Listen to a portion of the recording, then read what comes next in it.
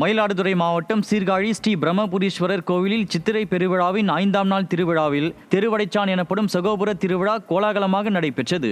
கடந்த 21ஆம் தேதி கொடியேற்றத்துடன் தொடங்கிய இந்த பெருவிழாவின் ஒரு பகுதியாக சிறப்பு அலங்காரத்தில் ரிஷப வாகனத்தில் பஞ்சமூர்த்திகளுடன் சுவாமி, அம்பாள் ஆகியோர் எழுந்தருளினர். மங்கள வாத்தியங்கள் முழங்க 4 மாட வீதிகளில் வலம் வந்த சகோபுரத்தை திரளான பக்தர்கள் வடம் பிடித்து இழுத்துச் சென்று சுவாமி தரிசனம் செய்தனர். கடும் வெப்பத்தில் இருந்து தப்பிக்க சுற்றுலா பயணிகள் திண்டுக்கல் மாவட்டம் கொடைக்கானலுக்கு படையெடுத்து வருவதால் நகரின் பிரதான சாலைகளில் கடந்த 2 நாட்களாக கடும் போக்குவரத்து நெரிசல் ஏற்பட்டுள்ளது. கோடை விடுமுறை தொடங்கிய நிலையில் சுற்றுலா வாகனங்கள் நீண்ட வரிசையில் அணிவகுத்து நிற்பதால் சுற்றுலா பயணிகள் தாங்கள் செல்ல வேண்டிய இடங்களுக்கு உரிய நேரத்தில் செல்ல முடியாமல் தவித்து வருகின்றனர். இந்த நெரிசலால் உள்ளூர் மக்களும் தங்களின் அன்றாட பணிகளை மேற்கொள்ள முடியாமல் கடுமையாக பாதிக்கப்பட்டுள்ளனர். புதுச்சேரி மாநிலம் வில்லியனூரில் உள்ள தூய அன்னை லூர்து ஆலயத்தில் அடையாளம் தெரியாத நபர் உண்டியலை உடைத்து பணத்தை திருடிச் சென்றார். தூய அன்னை லூர்து ஆலயம் காலை வழக்கம் போல் திறக்கப்பட்ட நிலையில் ஆலயத்தில் இருந்த உண்டியல் உடைக்கப்பட்டு பணம் திருடியது தெரிய வந்தது.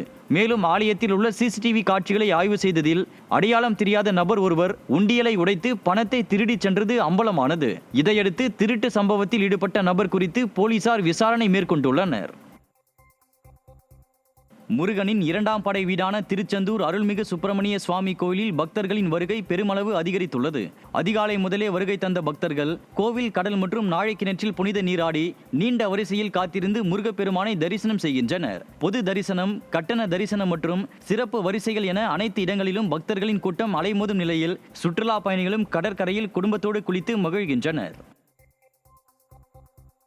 நாகை மாவட்டம் வேளாங்கண்ணி புனித ஆரோக்கிய அன்னை பேராலயத்தில் வார விடுமுறை மற்றும் கோடை விடுமுறையை முன்னிட்டு வெளிமாநிலங்கள் மற்றும் பல்வேறு மாவட்டங்களில் இருந்து ஏராளமான பக்தர்கள் குவிந்துள்ளனர். கடும் வெயில் நிலவுவதையும் பொருட்படுத்தாமல் குடை பிடித்தபடி பேராலயம், பழைய மாதா கோவில் மற்றும் கடற்கரை உள்ளிட்ட இடங்களில் பக்தர்கள் வழிபாடு மேற்கொண்டு வருகின்றனர். மேலும் பேராலய வளாகத்தில் மெழுகுவர்த்தி ஏற்றியும் சிலுவை பாதையில் மண்டியிட்டும் தங்கள் வேண்டுதல்களை நிறைவேற்றி வரும் சுற்றுலா பயணிகள் மற்றும் பக்தர்கள் வெயிலின் தாக்கத்தை தணிக்க குடும்பத்தோடு கடற்கரையில் குளித்து மகிழ்ந்து வருகின்றனர். திருநெல்வேலி மாவட்டத்தின் புகழ்பெற்ற குடைவரை கோயிலான வள்ளியூர் சுப்பிரமணிய சுவாமி திருக்கோயிலின் சித்திரை தேரோட்ட திருவிழா வெகு விமர்சையாக தொடங்கியது. கடந்த 18ஆம் தேதி கொடியேற்றத்துடன் தொடங்கிய இந்த உற்சவத்தின் முக்கிய நிகழ்வான 9ஆம் நாள் தேரோட்டம் நடைபெற்றது. இதையொட்டி சுவாமி மற்றும் அம்பாளுக்கு சிறப்பு பூஜைகள் மற்றும் அலங்காரங்கள் செய்யப்பட்டு தேரில் எழுந்தருளினர். பல்லாயிரக்கணக்கான பக்தர்கள் அரோகரா கோஷத்துடன் தேரை வடம் பிடித்து இழுத்தனர். நீலகிரி மாவட்டம் குன்னூர் நகராட்சியின் பிரதான குடிநீர் ஆதாரமான ரேலியா அணையின் நீர்மட்டம் கணிசமாக குறைந்துள்ளதால் அப்பகுதி மக்கள் குடிநீர் தட்டுப்பாட்டின் பிடியில் சிக்கி தவிக்கின்றனர். கடந்த கால பருவமழை மற்றும் கோடை மழை போதிய அளவில் பெய்யாததன் காரணமாக 43.5 அடி கொள்ளளவு கொண்ட இந்த அணை தற்போது 35 அடிக்கும் குறைவாக வறண்டு காணப்படுகிறது. இதனால் நகராட்சிக்கு உட்பட்ட 30 வார்டுகளில் வசிக்கும் சுமார் 2 லட்சத்திற்கும் மேற்பட்ட மக்கள் குடிநீர் தட்டுப்பாட்டினால் பாதிக்கப்படும் அபாயம் ஏற்பட்டு உள்ளது.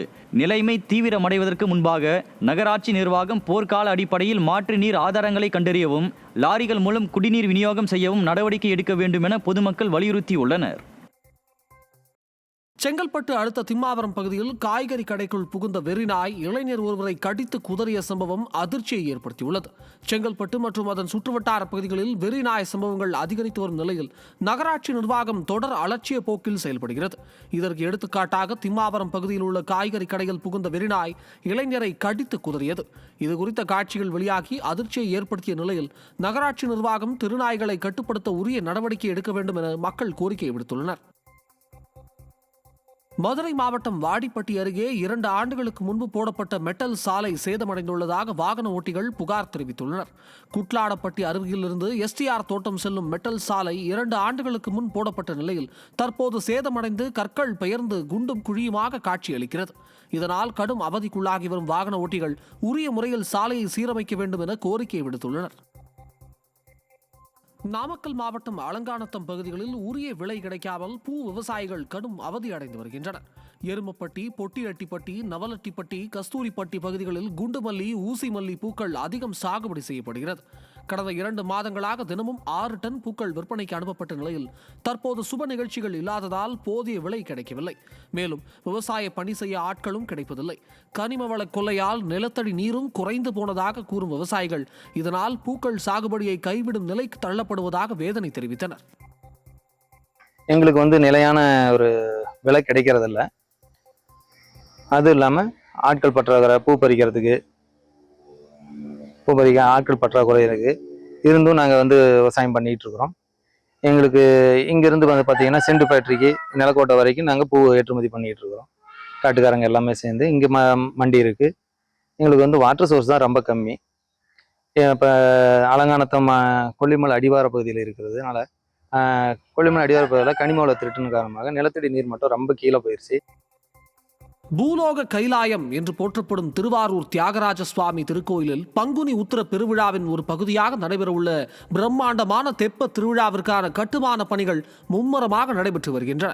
அடுத்த மாதம் 8ஆம் தேதி தொடங்கி 10ஆம் தேதி வரை 3 நாட்கள் நடைபெறவுள்ள இந்த தெப்ப உற்சவத்திற்காக கமலாய திருக்குளத்தில் 2500 சதுர அடி பரப்பளவிலும் 36 அடி உயரத்தில் 3 அடுக்குகளுடனும் தெப்பம் வடிவமைக்கப்பட்டு வருகிறது. உற்சவ நாட்களில் பார்வதி சமேத கல்யாண சுந்தரர், தியாகராஜர், கமலாம்பாள் உள்ளிட்ட தெய்வங்கள் தெப்பத்தில் எழுந்தருளி இரவு 8 மணி முதல் விடியற்காலை வரை குளத்தை 3 முறை வலம் வந்து பக்தர்களுக்கு அருள்பாலிக்க உள்ளனர்.